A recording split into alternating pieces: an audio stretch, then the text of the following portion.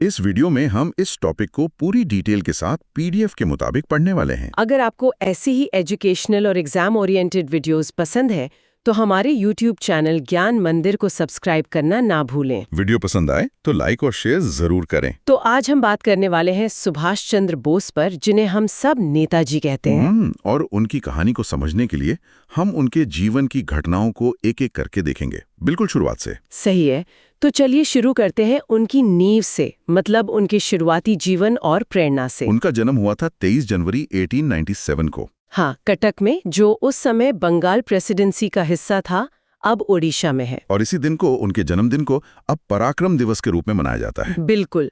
अब उनकी शिक्षा की बात करें तो जो बात हमेशा हैरान करती है वो है 1920 में भारतीय सिविल सेवा यानी ICS की परीक्षा पास करना। ये तो बहुत बड़ी उपलब्धि थी उस जमाने में। हाँ, और उनके राजनीतिक गुरु थे चितरंजन दास, जिन्हें CR दास भी कहते हैं।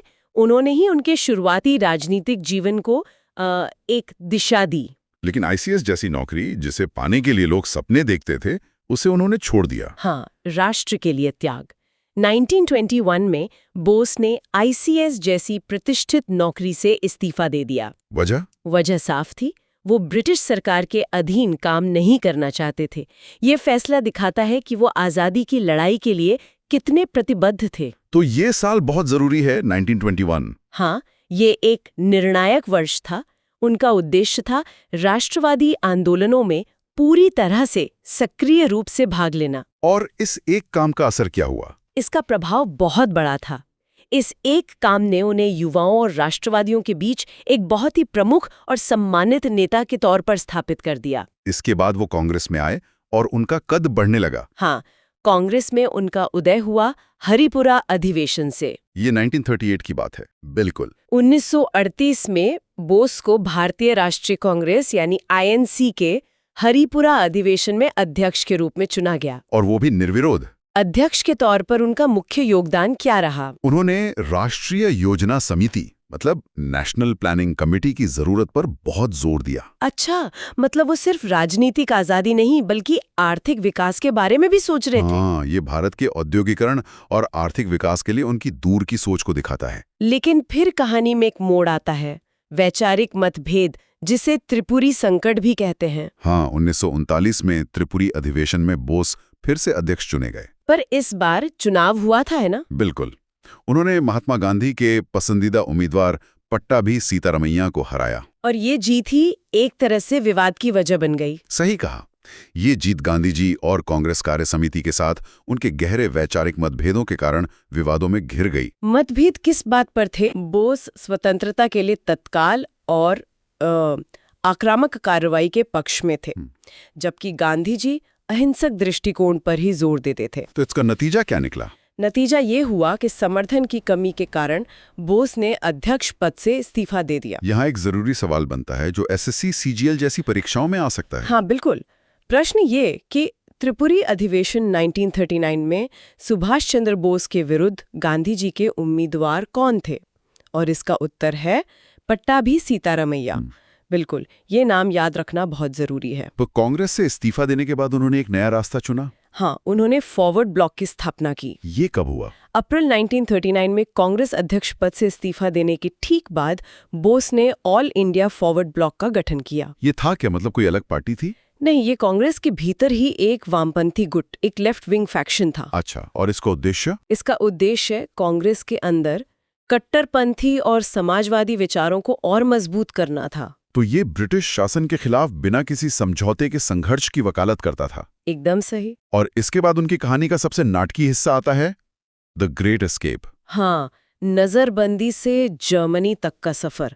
ये 1941 की बात है, जब वो कलकत्ता में नजरबंद थे। तब बोस एक बहुत ही साहसी तरीके से भाग निकले कलकत्ता से। हाँ, उन्होंने जियाउद्दीन नाम के एक पठान बीमा एजेंट का भेष बदला। और फिर वहां से वो अफगानिस्तान गए, फिर सोवियत संघ और आखिरकार जर्मनी पहुंचे। उनका मकसद क्या था इतना जोखिम उठाने का? उनका उद्देश्य था द्वितीय विश्व युद्ध के दौरान भारत की स्वतंत्रता के लिए धुरी शक्तियों, मतलब एक्सिस पावर्स, से समर्थन मांगना। और जर्मनी में उन्होंने क्या किया? जर्मनी में उन्होंने फ्री इंडिया सेंटर की स्थापना की और हिटलर से भी मुलाकात की। और यहीं से आजाद हिंद फौज की कहानी शुरू होती है, सेनापति का आगमन। हाँ, वैसे आजाद हिंद फौज यानी INA का विचार सबसे पहले मलाया में मोहन सिंह ने दिया था। अच्छा, ये मोहन सिंह ने शुरू किया था। विचार उनका था और इसे रास बिहारी बोस का समर्थन मिला था। लेकिन 1943 में बोस एक पनडुब्बी से जर्मनी से जापान और फिर सिंगापुर पहुंचे। और वहां उन्होंने INA की कमान संभाली। बिल्कुल, उन्होंने INA की कमान संभाली और इसे ब्रिटिश शासन के खिलाफ लड़ने के लिए एक बहुत ही मजबूत, एक दुर्जेय बल के रूप में फिर से खड़ा किया। और सिर्फ फौज ही नहीं, उन्होंने एक सरकार की भी घोषणा कर दी। हाँ, संप्रभुता की घोषणा। 21 अक्टूबर 1943 को सुभाष चंद्र बोस ने सिंगापुर में स्वतंत्र भारत की अंतिम सरकार की स्थापना की घोषणा की, यानी provisional government of free India, Azad Hind. सही। इस सरकार को धुरी शक्तियों और उनके सहयोगियों ने मान्यता भी दी थी। मतलब ये सिर्फ नाम की सरकार नहीं थी? नहीं, बिल्कुल नहीं। इसने अपनी मुद्रा, अपने डाक टिकट और अपनी नागरिक संहिता भी जारी की। इससे ये एक वैध सरकारी इकाई बन गई। ये भी एक जरूरी सवाल है परीक्षा के लिहाज से। आजाद हिंद सरकार की स्थापना कब और कहाँ हुई थी? 21 अक्टूबर 1943, सिंगापुर। अब बात करते हैं राष्ट्र की सेना यानी INA की संरचना की। बोस ने INA को कई ब्रिगेडों में संगठित किया था, जिनका नाम राष्ट्रीय नायकों के नाम पर रखा गया था। हाँ, और उनमें से एक बहुत खास थी, Rani Jhansi regiment. Rani of Jhansi regiment. इसकी क्या खासियत थी? ये एशिया की पहली महिला लड़ाकू रेजिमेंट थी। पहली महिला लड़ाकू रेजिमेंट, ये तो बहुत बड़ी बात है। हाँ, और इसका नेतृत्व लक्ष्मी सहगल ने किया था। तो ये महिला सशक्तिकरण और स्वतंत्रता संग्राम में महिलाओं की सक्रिय भूमिका का एक बहुत शक्तिशाली प्रतीक था। बिल्कुल सही कहा। और फिर आते हैं नेताजी के वो अमर नारे जो आज भी जोश भर देते हैं, प्रेरणा के शब्द। हाँ, सुभाष चंद्र बोस ने अपने शक्तिशाली नारों से पूरे राष्ट्र की आत्मा को जगा दिया था। ये नारे एकता, बलिदान और जीत के प्रतीक बन गए। तुम मुझे खून दो, मैं तुम्हें आजादी दूंगा, दिल्ली चलो, जय हिंद। इन नारों ने एक अलग ही ऊर्जा भर दी थी। और इसी ऊर्जा के साथ स्वतंत्रता के लिए मार्च शुरू हुआ। इम्फाल और कोहिमा की लड़ाइयां। हाँ, जापानियों के समर्थन से INA ने भारत की पूर्वी सीमाओं पर ब्रिटिश सेना के खिलाफ एक अभियान शुरू किया। इम्फाल और कोहिमा में बहुत भयंकर लड़ाई लड़ी गई। बहुत ज्यादा। हालांकि अंत में ये अभियान सफल नहीं हुआ, लेकिन INA के सैनिकों के साहस और उनके दृढ़ संकल्प ने भारतीय स्वतंत्रता आंदोलन पर एक बहुत ही स्थायी, गहरा प्रभाव डाला। अब बात करते हैं उनकी स्थायी विरासत और उस अनसुलझे रहस्य की। एक बहुत दिलचस्प बात है कि ये सुभाष चंद्र बोस ही थे जिन्होंने महात्मा गांधी को राष्ट्रपिता यानी फादर ऑफ द नेशन की उपाधि दी थी। ये तो बड़ी बात है, क्योंकि उनके बीच तो गहरे राजनीतिक मतभेद थे। हाँ, यही बात उनके बड़प्पन को दिखाती है। ये उनके गहरे राजनीतिक मतभेदों के बावजूद गांधी जी के प्रति उनके सम्मान को दर्शाता है। और वो अनसुलझा रहस्य उनकी मृत्यु का।